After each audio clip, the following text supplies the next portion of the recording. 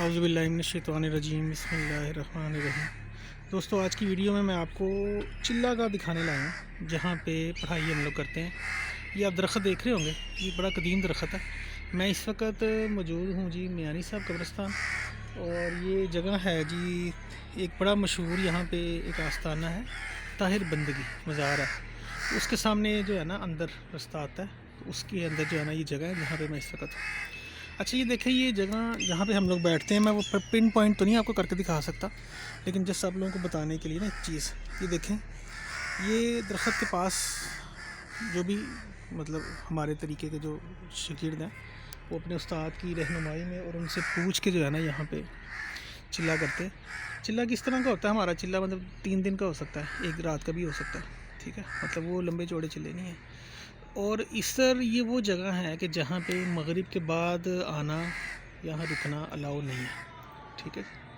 کیونکہ یہاں پہ اتنی شدید جو ہے اثرات ہوتے ہیں اگر آپ بغیر اجازت یہاں پہ آئیں کہ یہاں پہ سانس لینا تک مشکل ہوا ہوتا ہے۔ اس لیے میں کوشش کرتا ہوں کہ میں بغیر اجازت کبھی بھی ادھر نہ آؤں، اسپیشلی عشاء کے بعد، ٹھیک ہے۔ یہ جگہ ابھی آپ کو دیکھیں، یا درخت دیکھ لیں کس طرح کے ہیں، یہ ایٹماسفیئر کس طرح کا ہے، مطلب نارمل سا ایٹماسفیئر ہے۔ لیکن جو ہی مغرب ہوگی یا عشاء کی اذان ہوگی، اس کی نماز کے بعد یہاں پہ 1 منٹ رکنا، 1 سیکنڈ رکنا بھی بہت مشکل ہو جاتا ہے، کیونکہ یہ جگہ بہت زیادہ جو ہے نا اس وقت اس کے اوپر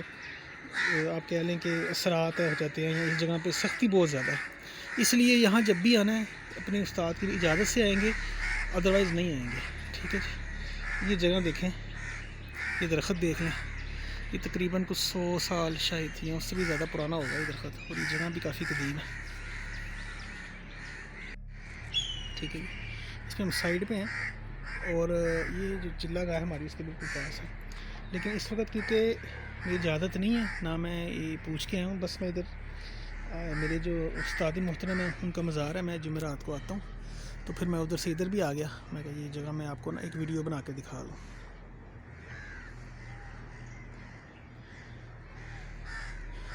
تو اگر اس کے بارے میں کوئی کوسچن آپ کرنا چاہتے ہیں، یہ جگہ کی لوکیشن آپ مجھے پوچھنا چاہ رہے ہیں، تو یہ میں آپ کو لوکیشن بتا دیتا ہوں۔ یہ ہے جی ادھر میانی صاحب میں جو غازی علم دین شہید رحمۃ اللہ ہے نا، ان کا مزار مین پہ، اس کے بالکل سامنے سڑک اندر کو جا رہی ہے، یہاں پہ آگے گلی ہے، یہ پھر بڑا مشہور ایک مزار ہے، اس کا نام ہے جی طاہر بندگی، اس کا لکھا ہوا ہے۔ اس کے ساتھ ہی آپ اندر کو آ جائیں، قبرستان کے رستہ بنا ہوا ہے، تو آپ اس جگہ پہ نکل آتے ہیں۔